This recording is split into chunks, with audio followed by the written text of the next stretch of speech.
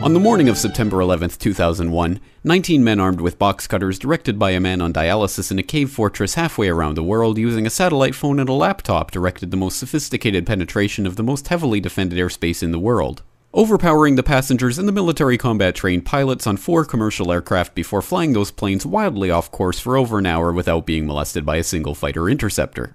These 19 hijackers, devout religious fundamentalists who like to drink alcohol, snort cocaine, and live with pink-haired strippers, managed to knock down 3 buildings with 2 planes in New York, while in Washington a pilot who couldn't handle a single-engine Cessna was able to fly a 757 in an 8,000-foot descending 270-degree corkscrew turn to come exactly level with the ground, hitting the Pentagon in the budget analyst office where DoD staffers were working on the mystery of the $2.3 trillion that Defense Secretary Donald Rumsfeld had announced missing from the Pentagon's coffers in a press conference the day before, on September 10th, 2001.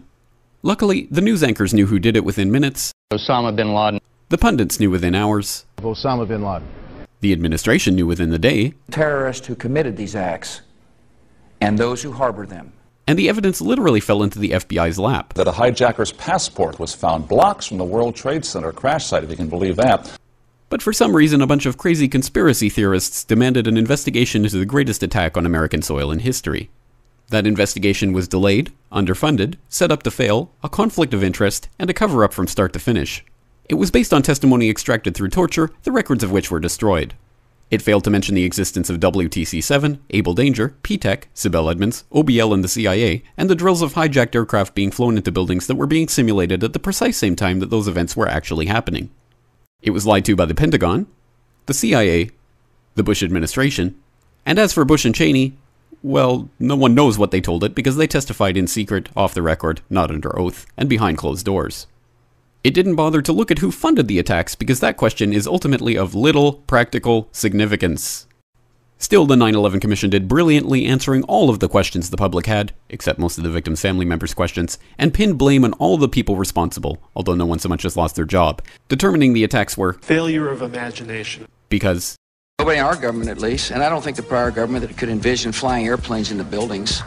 Except the Pentagon, FEMA, NORAD, and the NRO.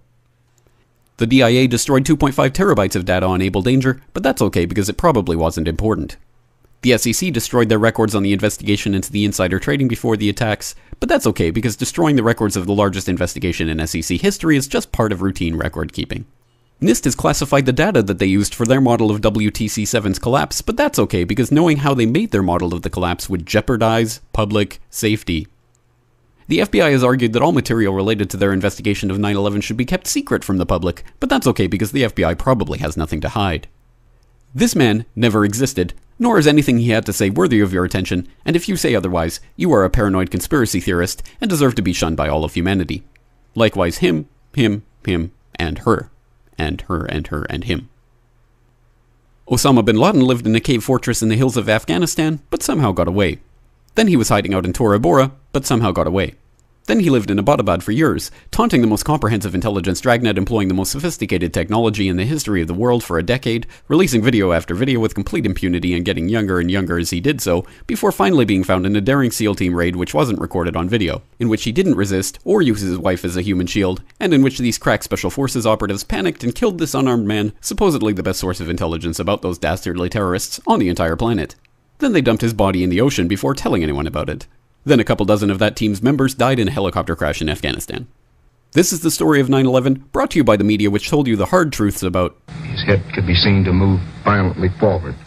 And they took the babies out of the incubators. And mobile production facilities.